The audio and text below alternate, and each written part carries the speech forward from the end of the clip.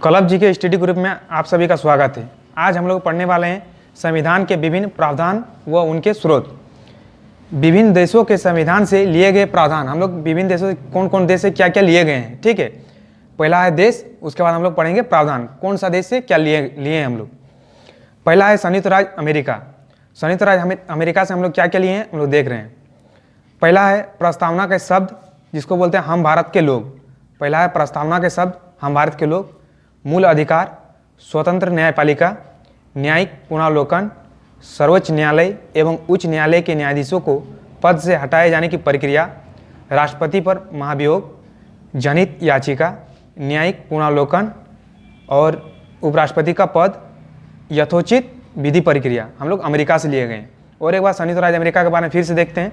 पहला है प्रस्तावना के शब्द, दूसरा है मूल अधिकार, तीसरा है स्वतंत्र न्यायपालिका, चौथा है न्यायिक पुनरावलोकन, पांचवा है सर्वोच्च न्यायालय एवं उच्च न्यायालय के न्यायाधीशों को पद से हटाए जाने की प्रक्रिया, छठा है राष्ट्रपति पर महाभियोग, सातवां है जनहित याचिका, आठवां है न्यायिक पुनरावलोकन, नौवां है उपराष्ट्रपति का पद, दसवां है यथोचित विधि प्रक्रिया।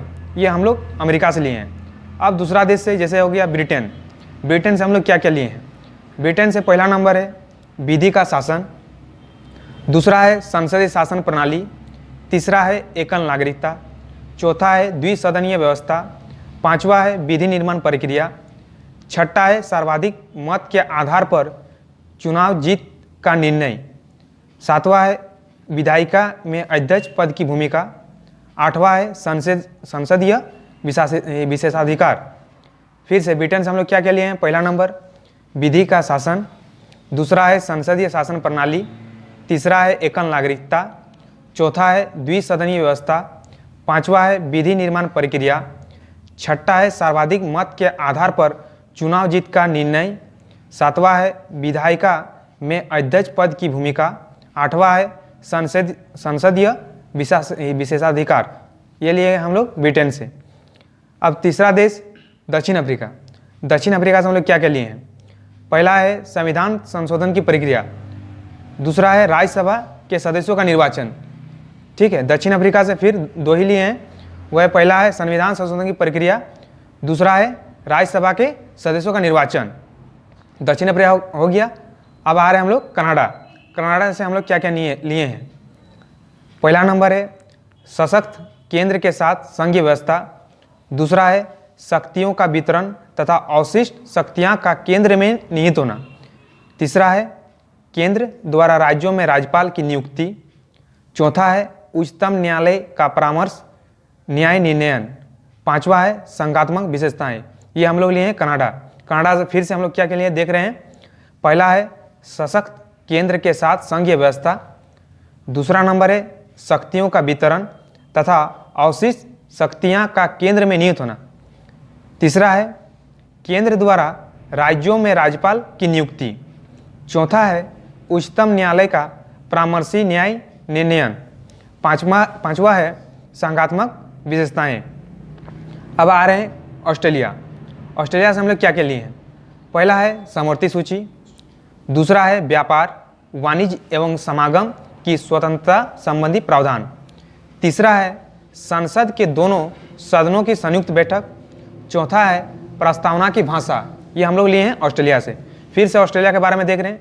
पहला है समवर्ती सूची, दूसरा है व्यापार वाणिज्य एवं समागम की स्वतंत्रता संबंधी प्रावधान, तीसरा है संसद के दोनों सदनों की संयुक्त बैठक, चौथा है प्रस्तावना की भाषा।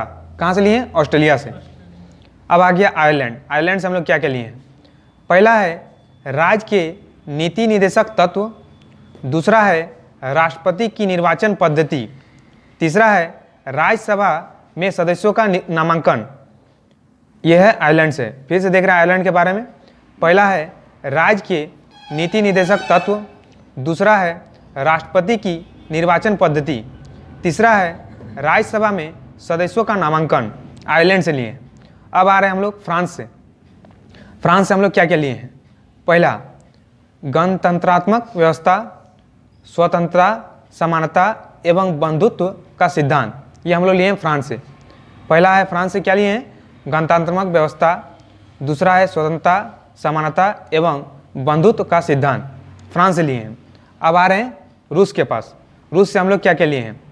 पहला है मौलिक कर्तव्य, दूसरा है प्रस्तावना में सामाजिक, आर्थिक एवं राजनीतिक न्याय का आदर्श।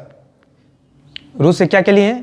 पहला है मौलिक कर्तव्य, दूसरा है प्रस्तावना में सामाजिक, आर्थिक एवं राजनीतिक न्याय का आदर्श। ये हम लोग लिए हैं रूस से। अब आ रहे हैं जर्मनी से। जर्मनी से हम लोग क्या क्या लिए? पहला नंबर आपातकाल के समय मूल अधिकारों का स्थगन। जर्मनी से क्या लिए हैं? आपातकाल के समय मूल अधिकारों का स्थगन। ये हम लोग लिए हैं जर्मनी से। अब आ रहे हैं जापान। जापान से हम लोग क्या लिए हैं? जापान से विधि द्वारा स्थापित प्रक्रिया, विधि द्वारा स्थापित प्रक्रिया हम लोग जापान से लिए हैं। यहाँ पर 2-3 क्वेश्चन कन्फ्यूजन है। जैसे दक्षिण अफ्रीका, दक्षिण अफ्रीका में जैसे राज्यसभा के सदस्यों का निर्वाचन, ये हम लोग लिए हैं दक्षिण अफ्रीका से। और एक है आयरलैंड से, ठीक है। आयरलैंड से हम लोग लिए हैं राज्यसभा में सदस्यों का नामांकन।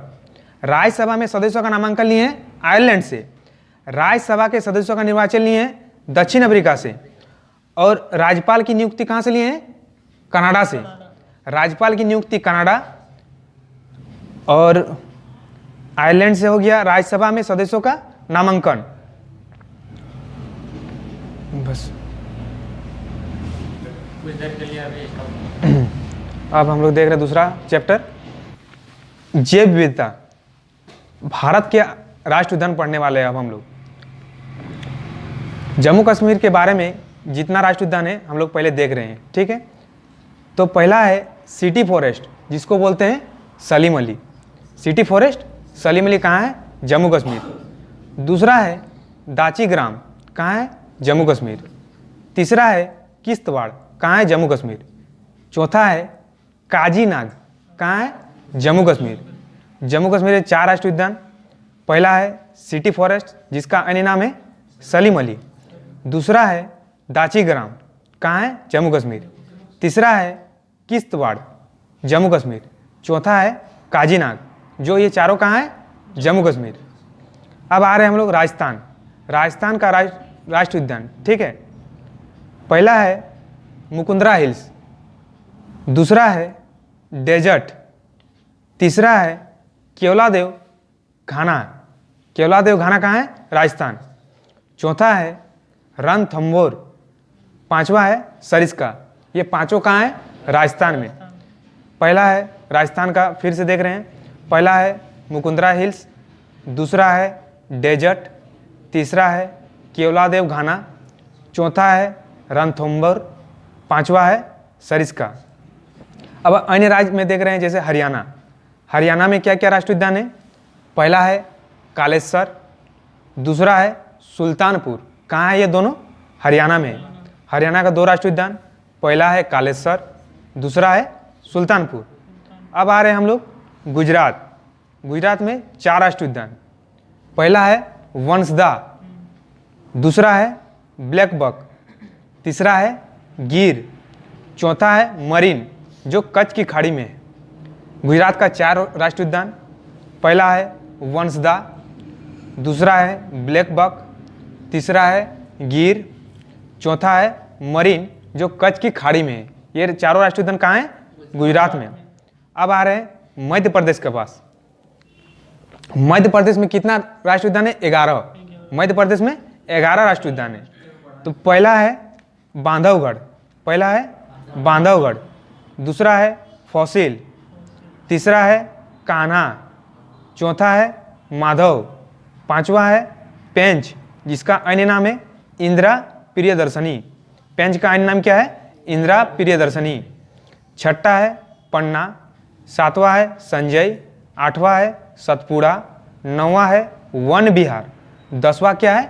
डायनासोर। 10वां क्या है? डायनासोर। और 11 है कुनो। मध्य प्रदेश में 11 राष्ट्रीय उद्यान। पहला है बांधवगढ़, दूसरा है फॉसिल, तीसरा है कान्हा, चौथा है माधव, पांचवा है पेंच, जिसका अन्य नाम क्या है? इंदिरा प्रियदर्शनी। छठा क्या है? पन्ना, सातवां है संजय, आठवां है सतपुड़ा, नौवां है वन विहार, 10वां है डायनासोर, 11वां है कुनो। ये 11 राष्ट्रीय उद्यान मध्य प्रदेश में था। अब आ रहे हैं महाराष्ट्र। महाराष्ट्र में 6 राष्ट्रीय उद्यान है। ठीक है, महाराष्ट्र में 6 राष्ट्रीय उद्यान है।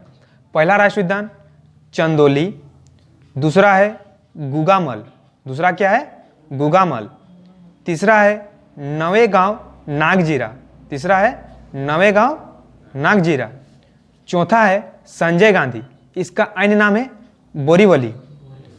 चौथा है संजय गांधी, इसका अन्य नाम क्या है बोरीवली। पांचवा है पेंच, पांचवा है पेंच। छठा है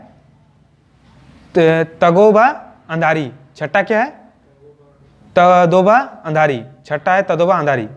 महाराष्ट्र में 6 राष्ट्रीय उद्यान। पहला है चांदोली, दूसरा है गुगामल, तीसरा है नवेगांव नागजीरा, चौथा है संजय गांधी, इसका अन्य नाम है बोरीवली। पांचवा है पेंच। पेंच जो है ये 2 राज्य में पाया जाता है, महाराष्ट्र में भी और मध्य प्रदेश में भी। पांचवा हो गया पेंच। छठा है तदोबा अंधारी। ये था महाराष्ट्र का 6 प्रमुख राष्ट्रीय उद्यान। अब आ रहे हैं गोवा। गोवा में 1 राष्ट्रीय उद्यान है, उसका नाम है महावीर, जिसका अन्य नाम है मोल्लेम। गोवा में है 1 राष्ट्रीय उद्यान जिसका नाम है महावीर, इसको बोलते हैं मोल्लेम। क्या बोलते हैं मोल्लेम, महावीर मोल्लेम, जो गोवा में है। अब आ रहे कर्नाटक। कर्नाटक में 5 राष्ट्रीय उद्यान। कर्नाटक में 5 राष्ट्रीय उद्यान। पहला है अंसी, दूसरा है बांदीपुर, तीसरा है बन्नेरघट्टा, चौथा है कुद्रेमुख, पांचवा है नागरहोल। ये 5 राष्ट्रीय उद्यान कहाँ है कर्नाटक में। कर्नाटक में फिर से देखते हैं। पहला है अंसी, दूसरा है बांदीपुर, तीसरा है बन्नेरघट्टा, चौथा है कुद्रेमुख, पांचवा है नागरहोल, पांचवा है नागरहोल। ये राष्ट्रीय उद्यान हो गया कर्नाटक 5। अब अन्य चैप्टर देखते हैं। अब हम लोग नेक्स्ट चैप्टर है कार्बनिक रसायन पढ़ रहे हैं साइंस में। ठीक है, तो कुछ क्वेश्चन देखते हैं कार्बनिक रसायन का। ठीक है, सभी को ध्यान से सुनना है। पॉलीथीन का निर्माण किस रासायनिक बहुलीकरण के द्वारा किया जाता है? वह है एथिलीन। पॉलीथीन का निर्माण किस रसायन बहुलीकरण के द्वारा किया जाता है? वह है ethylene. Next question, diesel engine में प्रयुक्त होने वाला ईंधन कौन सा है? वह है डीजल की वाष्प और वायु। डीजल इंजन में प्रयुक्त होने वाला ईंधन कौन सा है? डीजल की वाष्प और वायु।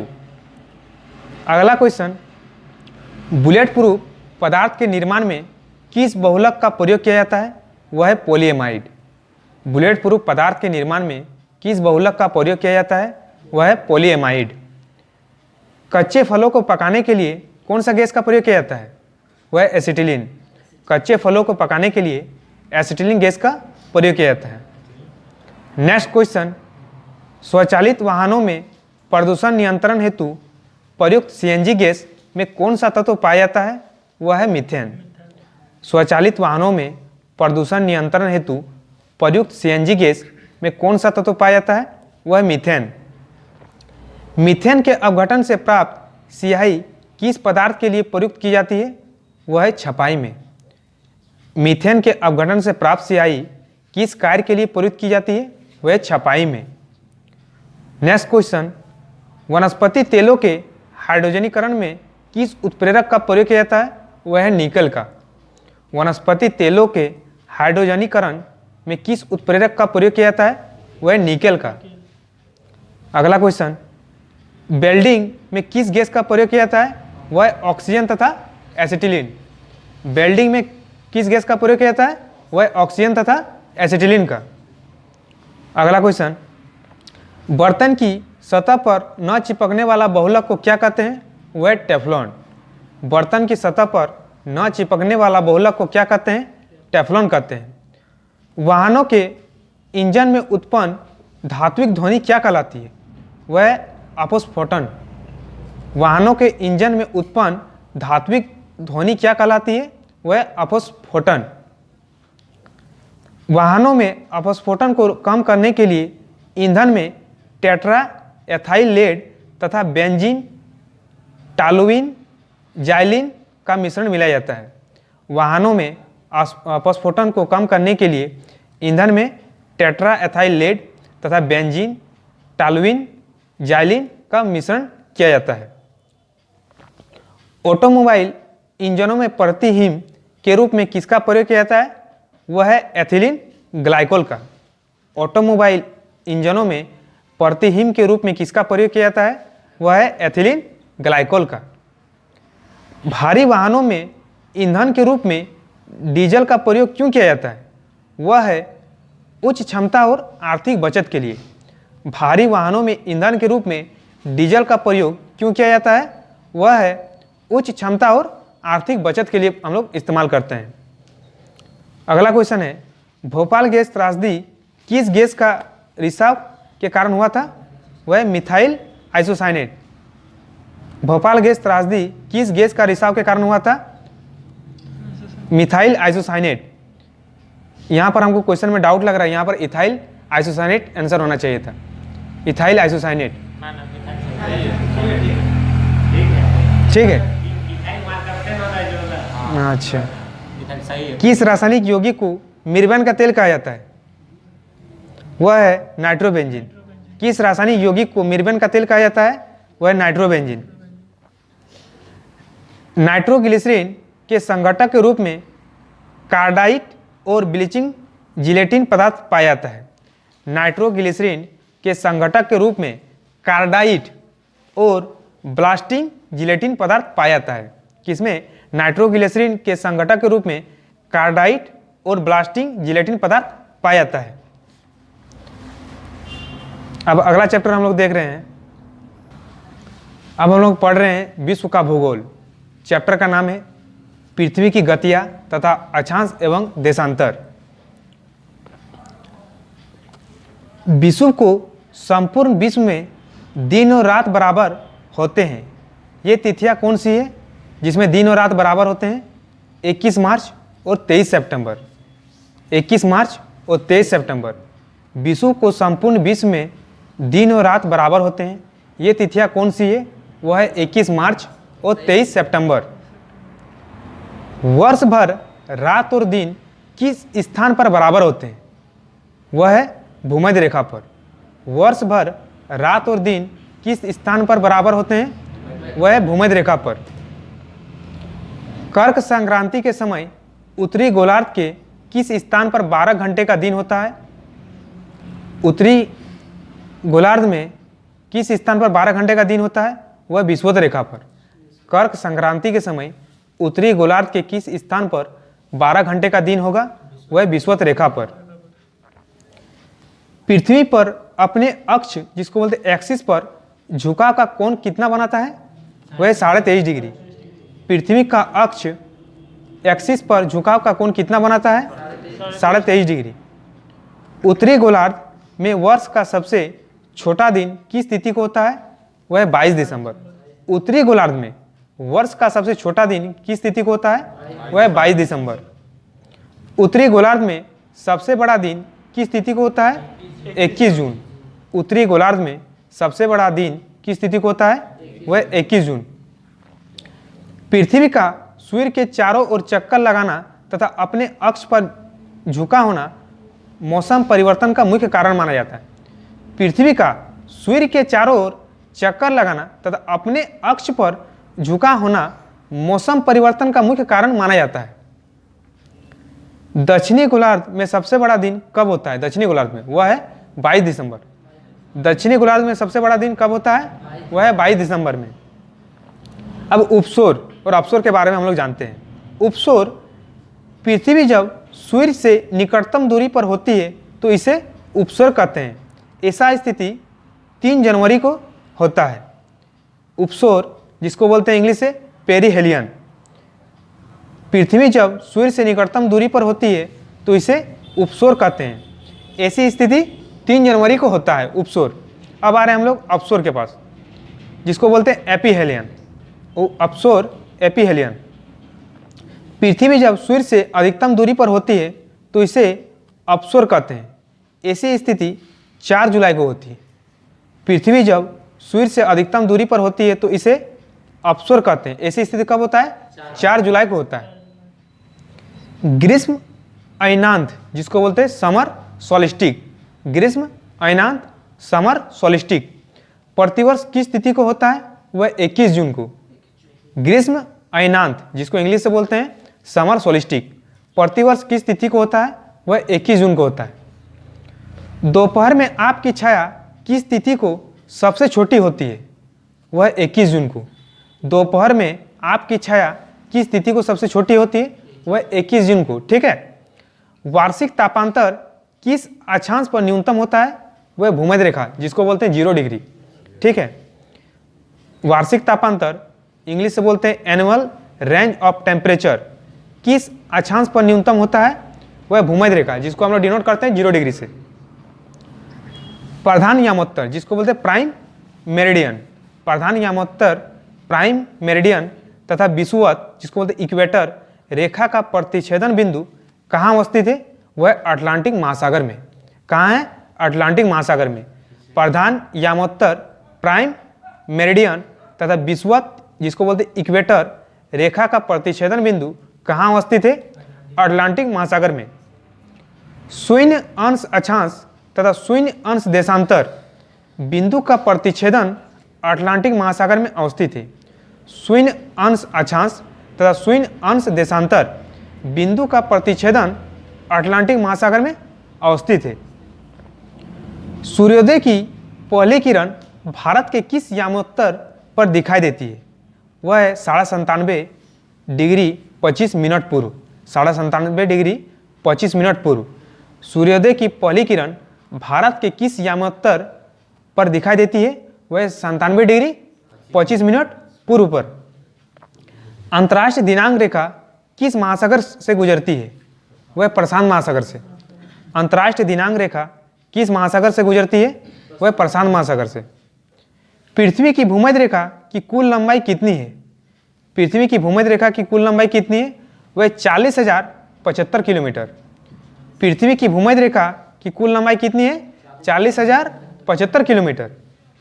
ग्लोब पर दो स्थानों के मध्य न्यूनतम दूरी अंतर्राष्ट्रीय तिथि रेखा पर नहीं होती।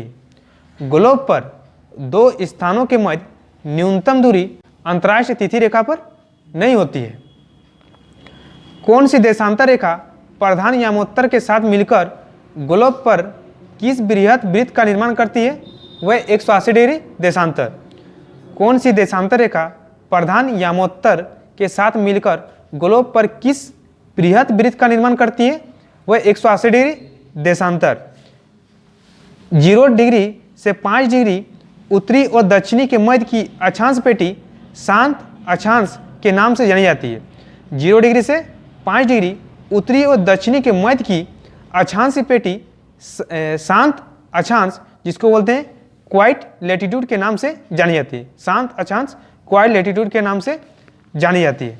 अब हम लोग अगला चैप्टर देख रहे हैं। अब हम लोग इतिहास के कुछ महत्वपूर्ण प्रश्न पर चर्चा करते हैं। जैसे विविध grand old man of India की उपाधि किसे दिया गया है? Dadabhai Naoroji. Grand old man of India के नाम से दादा भाई नौरोजी को जाना जाता है। अब नेक्स्ट है, महाराष्ट्र में शिवाजी उत्सव और गणपति उत्सव की शुरुआत किसने किया था? वह है बाल गंगाधर तिलक ने।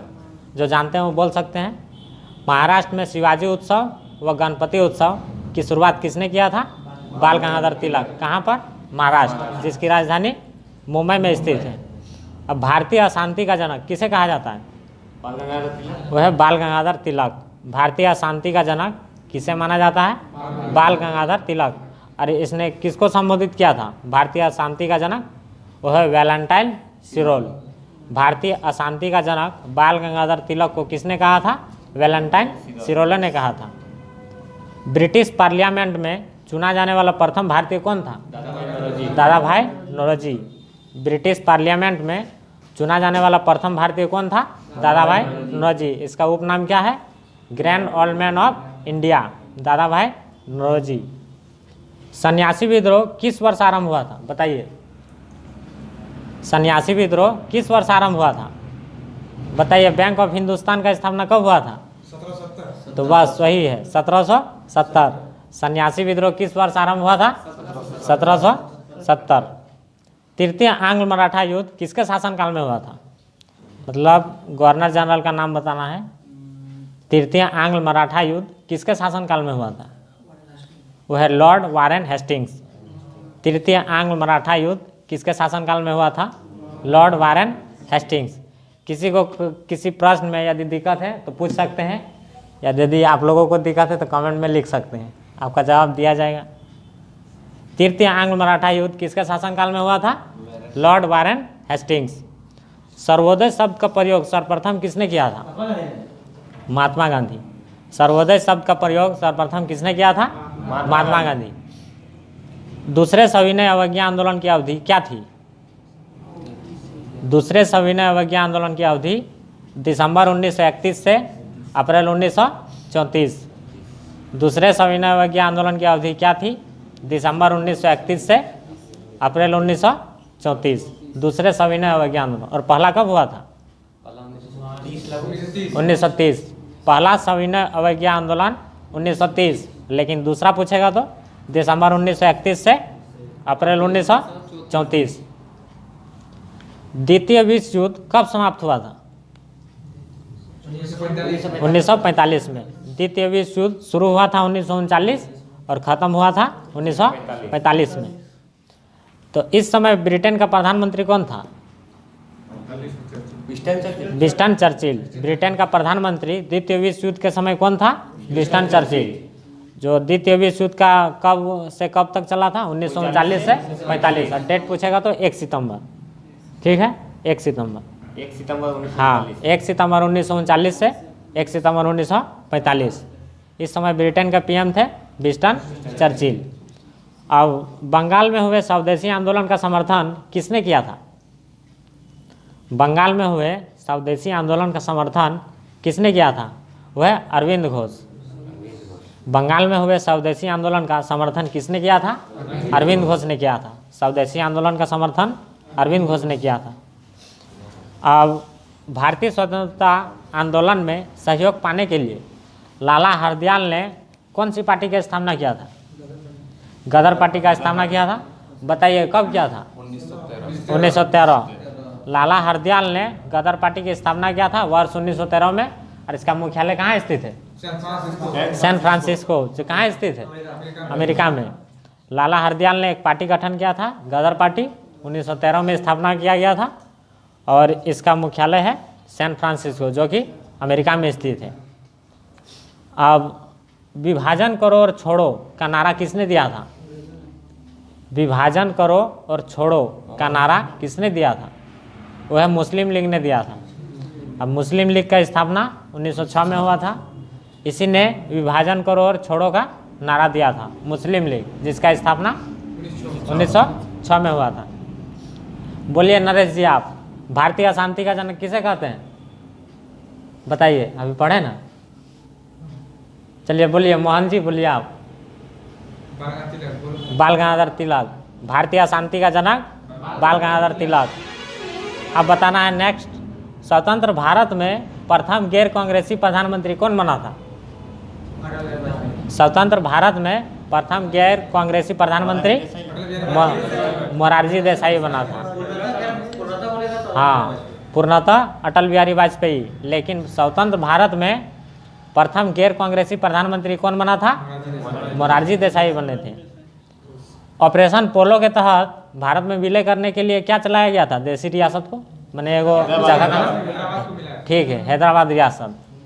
हैदराबाद रियासत, ऑपरेशन पोलो, देसी रियासत को भारत में विलय करने के लिए चलाया था हैदराबाद रियासत। अब नेक्स्ट है, रविंद्रनाथ टैगोर को उनकी रचना, क्या नाम है रचना? गीतांजलि के लिए नोबेल पुरस्कार मिला था, जो कब मिला था? 1913 में। रविंद्रनाथ टैगोर को उनकी रचना गीतांजलि के लिए नोबेल पुरस्कार दिया गया था 1913 में। गदर पार्टी का भी स्थापना गदर पार्टी का भी स्थापना 1913। लाला हरदयाल स्थापना किया गया था 1913 में। और मुख्यालय है सैन फ्रांसिस्को, जो कि अमेरिका में स्थित है। अब रविंद्रनाथ टैगोर को महान प्रहरी की संज्ञा किसने दी थी? रविंद्रनाथ टैगोर को महान प्रहरी की संज्ञा किसने दी थी? वह महात्मा गांधी ने दी थी। महान प्रहरी किसे कहते हैं? रविंद्रनाथ टैगोर को। तो ये उपाधि से किसने दिया था उपाधि? महात्मा गांधी। ब्रिटिश काल के दौरान पड़े किस अकाल को प्रकोप का समुद्र यानी सी ऑफ कैलिमिटी कहा जाता है? किसे कहा जाता है? यह उड़ीसा का अकाल काल जो कि 1866 में हुआ था। हाँ, ब्रिटिश काल के दौरान पड़े किसी अकाल को प्रकोप का समुद्र यानी सी ऑफ कैलमिटी किसे कहा जाता है? उड़ीसा का अकाल काल जो कि 1866 में हुआ था। और बताइए आप लोग, दूसरे सविनय अवज्ञा के आंदोलन अवधि क्या थी? ठीक है, ठीक है, हाँ, दिसंबर 1931 से अप्रैल 1934। भारत के प्रथम प्रधानमंत्री जवाहरलाल नेहरू के जीवनीकार कौन थे? भारत के प्रथम प्रधानमंत्री कौन थे? नेहरू जी थे। तो इसके जीवनीकार कौन थे? खुद वो नहीं, वो है फ्रैंक मॉरिस। नेहरू जी के जीवनीकार कौन थे? Frank Morris. Frank Morris.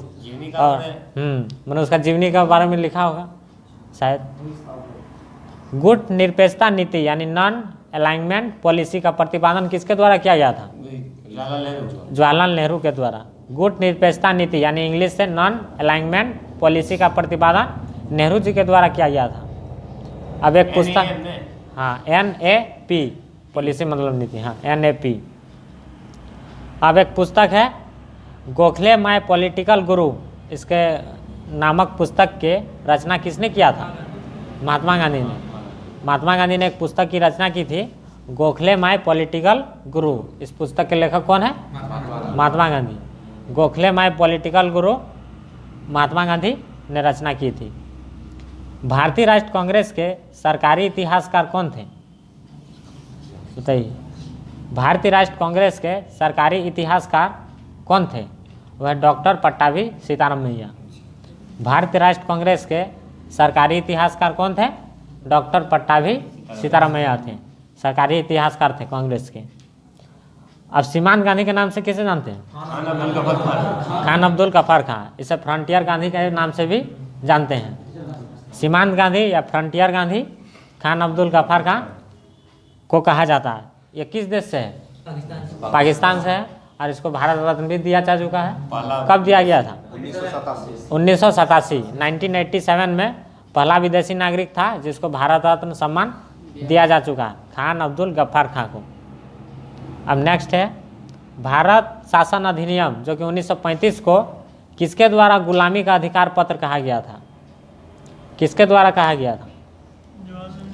Bharat शासन अधिनियम 1935 को किसके द्वारा गुलामी का अधिकार पत्र कहा गया था?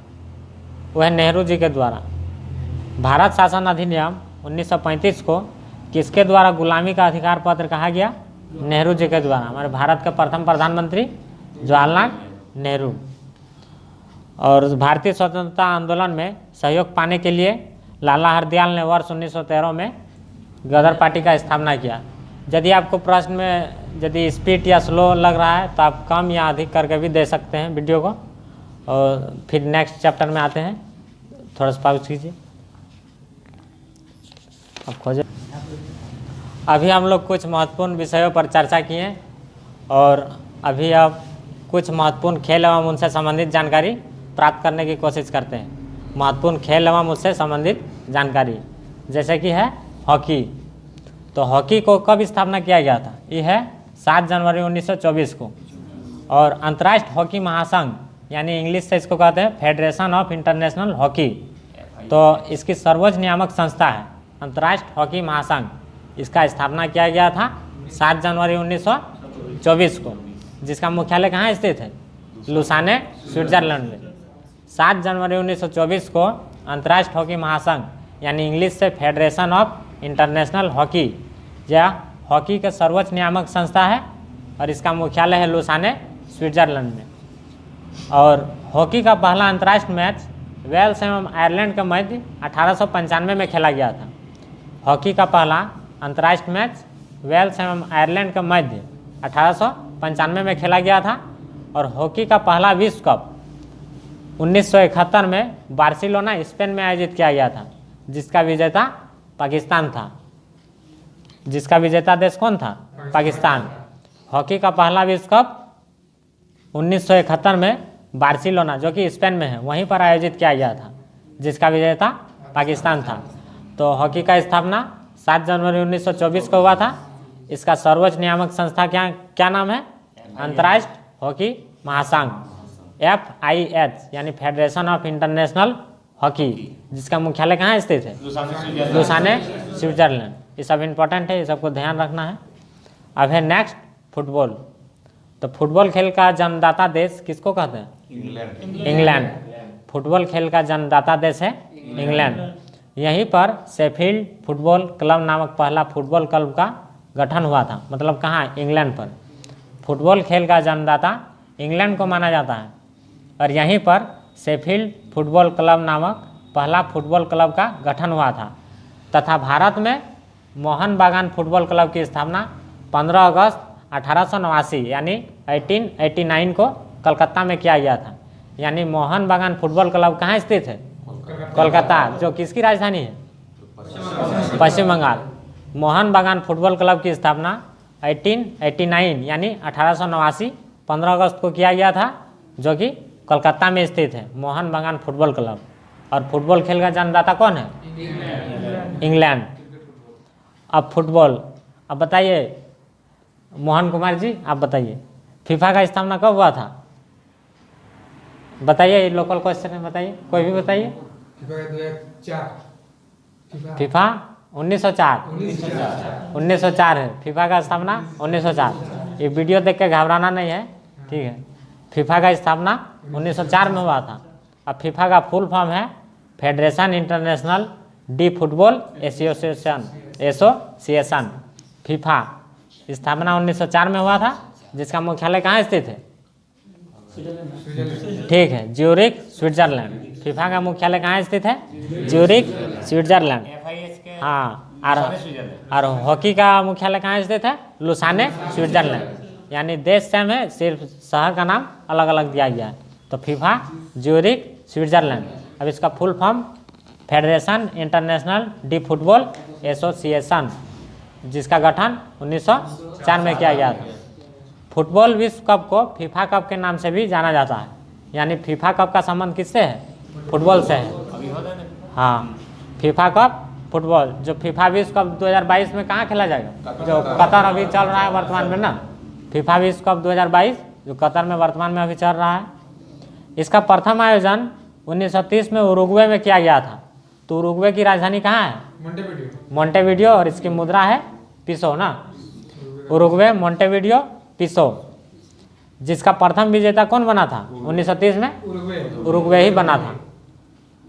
फीफा का प्रथम आयोजन 1930 में उरुग्वे में किया गया था, जिसका प्रथम विजेता उरुग्वे ही बना था।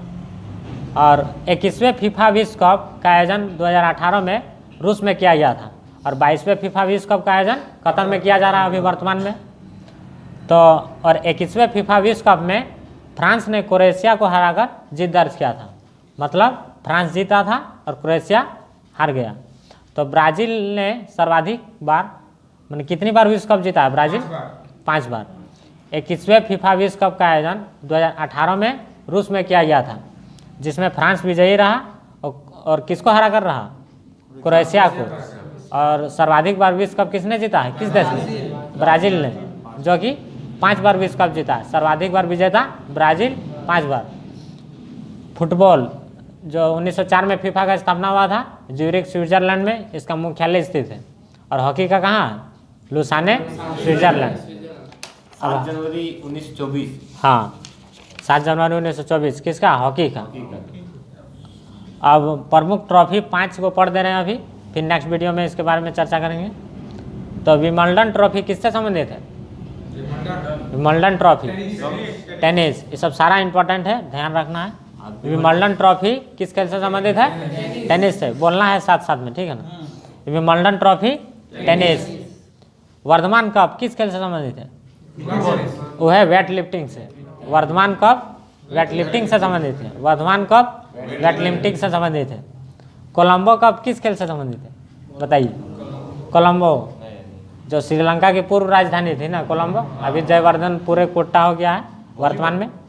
हाँ कोलंबो कोलंबो कोलंबो कप ना फुटबॉल कोलंबो जो कप है किस खेल से संबंधित है? फुटबॉल। अब कुछ बिहार कप जो प्रीवियस एग्जाम में पूछा गया प्रश्न, कुछ बिहार कप क्रिकेट। हाँ कुछ बिहार कप किस खेल से संबंधित है? क्रिकेट। अब FIFA cup football, FIFA cup football.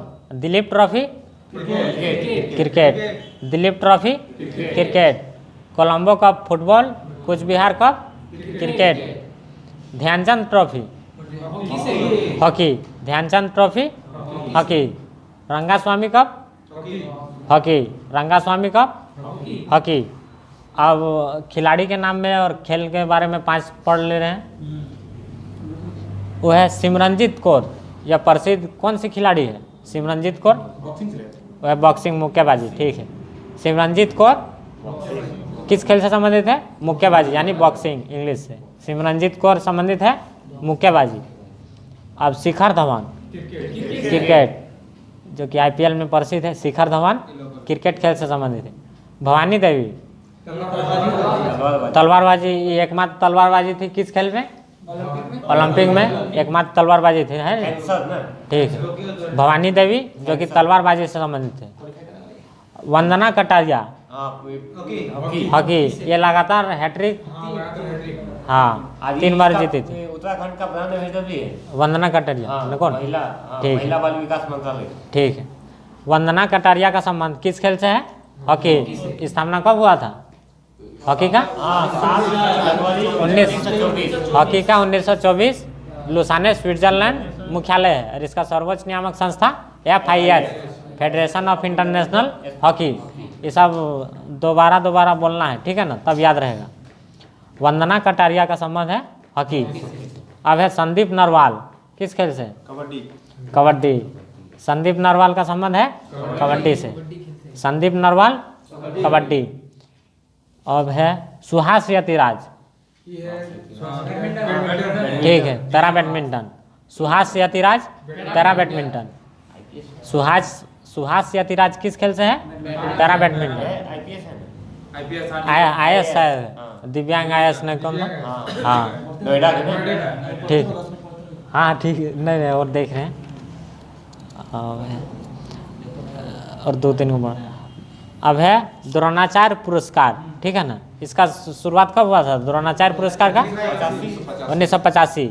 यह खेल से संबंधित पुरस्कार है, ठीक है ना। जो द्रोणाचार्य पुरस्कार किसको दिया जाता है? खेल प्रशिक्षक को मिलने वाला सर्वोच्च पुरस्कार है। कौन सा? द्रोणाचार्य पुरस्कार, जो 1985 में स्थापना हुआ था।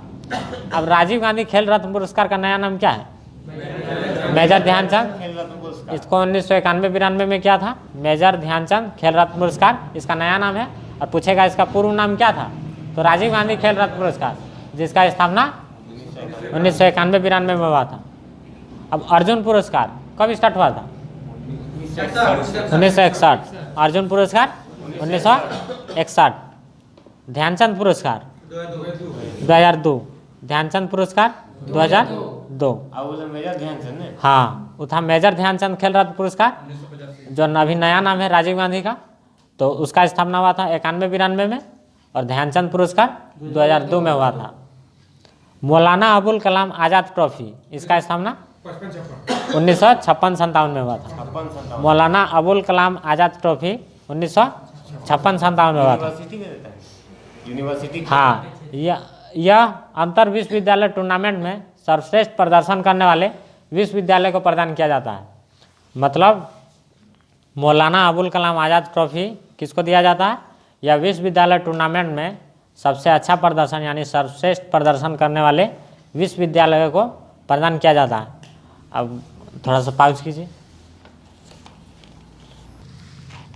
अभी हम लोग विभिन्न प्रतियोगी परीक्षाओं की पूछे जाने वाले प्रश्न के बारे में चर्चा किए। फिर कल इसी समय लाइव डिस्कशन में मिलते हैं। जय हिंद।